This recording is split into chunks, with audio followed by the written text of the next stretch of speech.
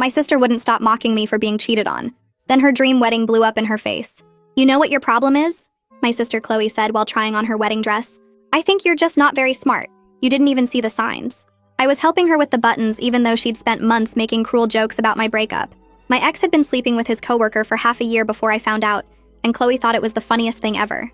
Maybe if you'd been better in bed, he wouldn't have needed to find someone else, she continued while admiring herself in the mirror. I bit my tongue because I was her maid of honor, and Mom would kill me if I ruined her wedding week. Chloe loved telling everyone at her engagement parties about how clueless I was about my cheating boyfriend. She actually thought they were just working late together. She'd announce to her friends while I stood there holding her purse. Can you imagine being that naive at 25? She'd bring it up at family dinners and work events and even told the story to her fiancé Parker's parents the first time she met them. The difference between us is that I know how to keep a man interested, she said while we were picking up her wedding cake. Parker worships the ground I walk on. Some people are just naturally better at love, she'd say loud enough for me to hear while loading gift boxes. Others get cheated on and then stay single for 2 years because they're too damaged to try again. The best part of getting married is I never have to worry about getting humiliated, Chloe told a crowd during her rehearsal dinner. Because my sister taught me exactly what a relationship looks like when it implodes. The whole wedding party laughed while I forced a smile and tried not to cry. Then the wedding day arrived and Chloe looked stunning in her designer dress that cost more than my car. She kept talking about how perfect everything was going to be, and how this was the happiest day of her life.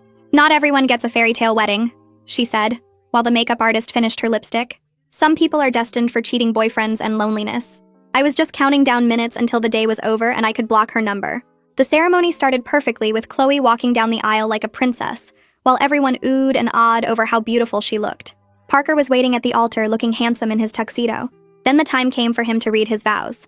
Chloe went first, talking about love and admiration and never giving up. Parker went next. But instead of taking out a folded piece of paper like Chloe, he took out his phone. Did he really write his vows while playing 8-ball pool? I thought. But I was wrong. Before we continue, Parker started, I think everyone should know what kind of person I'm marrying, he said. Last week I overheard Chloe talking to her friends and I thought it was worth recording.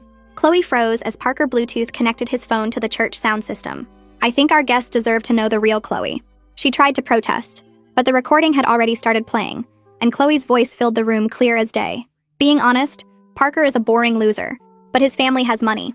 So I'm just going to marry him, then change everything about him after I'm rich, her voice said through the speakers. He's pathetic in bed too. He has no personality, and I have to pretend I love him more than that hot guy at work, but at least I'll never have to work again.